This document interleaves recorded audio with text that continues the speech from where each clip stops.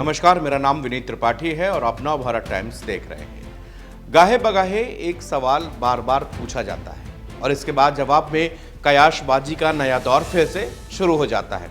सवाल यह है कि क्या प्रधानमंत्री नरेंद्र मोदी की रिटायरमेंट के बाद उनका उत्तराधिकारी कौन होगा।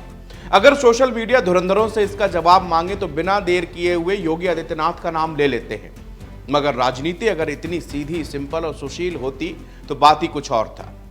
रविवार के दिन प्रधानमंत्री मोदी आरएसएस के हेडक्वार्टर पहुंचे। यहां उन्होंने संघ के चीफ मोहन भागवत से मुलाकात करी। इसके बाद ही पीएम मोदी के रिटायरमेंट की अटकलें लगाई जा रही हैं। हालांकि आरएसएस के सूत्रों का कहना है कि इन अटकलों का कोई सच्चाई नहीं है। पीएम मोदी अपना तीसरा कार्यकाल भी पूरा करेंगे। अगर उनका स्वास्थ्य सही रहा तो वो आगे भी राजनीति का नेतृत्व करेंगे, मगर पीएम मोदी के बाद कौन, इसकी भी तलाश जारी है। सेकेंड लाइन रेस में केंद्रीय गृह मंत्री अमित शाह, उत्तर प्रदेश के मुख्यमंत्री सीएम योगी आदित्यनाथ और महाराष्ट्र के मुख्यमंत्री देवेंद्र फडणवीस के नामों पर चर्चा होती है। पीएम मोदी ने प्रधानमंत्री की कुर्सी 26 मई 2014 को संभाली थी। वो इससे पहले जुलाई 2013 में संघ के हेडक्वार्टर पहुंचे थे। राष्ट्रीय स्वयंसेवक संघ का मुख्यालय से निकटता रखने वाले सूत्रों का मानना है कि पीएम मोदी के दौरे में कोई राजनीतिक चर्चाएं नहीं हुई। पीएम मोदी का यह दौरा पूरी तरह से एक शिष्टाचार भेंट का हिस्सा था। पीएम मोदी ने संघ के संस्थापक डॉक्टर केशव बलिराम हेडगेवार को पुष्पांजलि अर्पित की, तो वहीं स्मृति मंदिर में स्थित संघ के दूसरे प्रमुख गुरु जी की समाधि पर भी वो गए और उन्हें नमन किया। पीएम मोदी ने संघ की सेवा, प्रेरणा और व्यापक होने का भी जिक्र किया। सूत्र बताते हैं कि लंबे समय से तमाम नकारात्मक बातें चल रही थी। इस दौरे ने पीएम मोदी और संघ नेतृत्व के साथ दिखे तालमेल ने आलोचना करने वालों को जवाब दे दिया है। यह पूछे जाने पर कि पीएम मोदी का उत्तराधिकारी कौन होगा, तो इसके जवाब में संघ के सूत्रों ने कहा कि जो भी होगा वो संघ की पृष्ठभूमि वाला होगा। यह बड़ा बयान था संघ की ओर से। सूत्रों का कहना है कि पीएम मोदी के उत्तराधिकारी के तौर पर उत्तर प्रदेश के योगी का नाम चर्चा में जरूर है, लेकिन वो संघ से नहीं है। संघ के सामने अभी मोदी के उत्तराधिकारी से पहले बीजेपी के अध्यक्ष का सवाल हो सकता है। मोदी के नेतृत्व और अगले चुनावों में अभी 4 साल का वक्त है। ऐसे में यह कहना कि संघ मोदी का विकल्प खोज रहा है, यह कहना उचित नहीं होगा। सूत्रों का कहना है कि गृह मंत्री अमित शाह संसद में कह चुके हैं कि पीएम मोदी अपना कार्यकाल पूरा करेंगे। संघ अगर पीएम मोदी के उत्तराधिकारी को चुनेगा तो इससे पहले उनकी पसंद महाराष्ट्र के सीएम देवेंद्र फडणवीस हो सकते हैं। प्रचंड जीत के बाद दूसरी बार सीएम बने फडणवीस संघ की पृष्ठभूमि से आते हैं। वो खुद को राम सेवक और कार सेवक लिखते हैं। उनकी संघ से नजदीकी जग जाहिर भी है। देवेंद्र फडणवीस आरएसएस के प्रवक्ता नहीं है। देवेंद्र फडणवीस नागपुर में रहते हैं, मुख्यमंत्री है, लेकिन ये बात जो है ये देश की बात है, ये महाराष्ट्र की बात नहीं है। 10 साल बाद प्रधानमंत्री जो कभी संघ के प्रचारक रहे हैं, संघ कार्यालय में काम करते थे, वो 10 साल बाद जाते हैं, प्रधानमंत्री बनने के बाद पहली बार जाते हैं, उनको बुलाया जाता है, तो उसका कुछ ना कुछ तो एक महत्वपूर्ण काम होगा ना। प्रधानमंत्री ने खुद एक नियम बनाया है, 75 इयर्स कंप्लीट होने के बाद कोई सत्ता के पद पर नहीं रहेगा, यह उनका नियम है।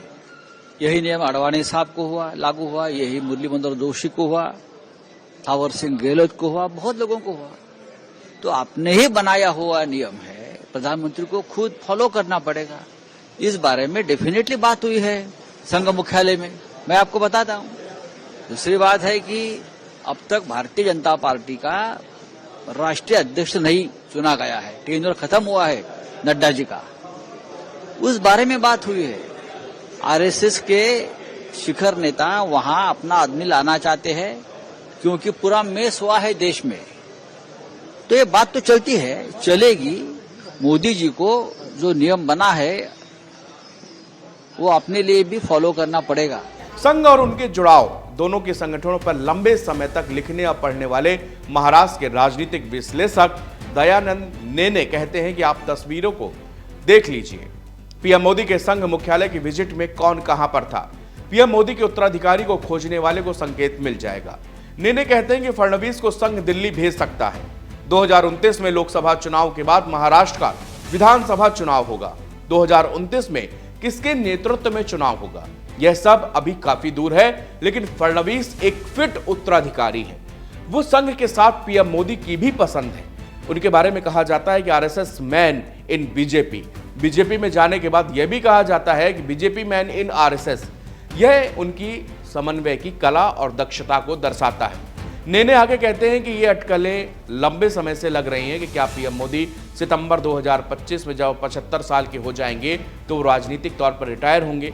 नेने कहते हैं फिलहाल ऐसी कोई स्थिति नहीं दिखती। 2029 तक उनकी सेहत और फिटनेस के आधार पर नए नेतृत्व का फैसला होगा। अभी इसमें काफी समय है। पीएम मोदी के दौरे में बीजेपी में सिर्फ महाराष्ट्र के सीएम देवेंद्र फडणवीस और केंद्रीय मंत्री नितिन गडकरी ही वहां पर मौजूद थे। अब आप इससे इशारा समझ सकते हैं कि संघ के हेडक्वार्टर में पीएम मोदी के साथ अगर कोई दो बड़े नेता मौजूद थे तो वो थे महाराष्ट्र के मुख्यमंत्री देवेंद्र फडणवीस और दूसरे संघ से करीबी रखने वाले लोकप्रिय नेता और आज की डेट में अपनी बात को मुखर होकर करने वाले नितिन गडकरी। तो इन दोनों के साथ केवल हेडक्वार्टर में पीएम मोदी वहां पर मौजूद थे। अब अटकलें और कयासबाजी का दौर जारी है, लेकिन जितने सूत्र और राजनीतिक की जानकार हैं वो देवेंद्र फडणवीस को पीएम मोदी का उत्तराधिकारी अभी की स्थिति को देखते हुए जरूर बता रहे हैं। मुझे लगता है रिटायरमेंट प्लान डिस्कस करने गए थे मोदी जी, क्योंकि जब मोदी जी ने ही सुमित्रा महाजन है, शांता कुमार हैं और आपका अडवाणी जी हैं, जोशी जी हैं और बहुत सारे लोगों को रिटायर कर दिया राजनीति से कि 75 के पार हो चुके हैं, तो भैया वही कंडीशन, वही शर्त तो इनके ऊपर लागू होना चाहिए। तो गए होंगे अपने रिटायरमेंट के प्लान के बारे में बताना चाहिए मोदी जी की मैं आरएसएस हेडक्वार्टर गया, आरएसएस ने हमें प्राइम मिनिस्टर बनाया, 11 साल के बाद में विजिट हुआ है, रिटायरमेंट प्लान करने में डिस्कस किया। ये मोदी जी बताते क्यों नहीं आरएसएस के हेडक्वार्टर में गए थे, किस लिए गए, क्या इनकी जरूरत पड़ गई? 11 साल तक तो आरएसएस का कोई इन्होंने ख्याल नहीं है।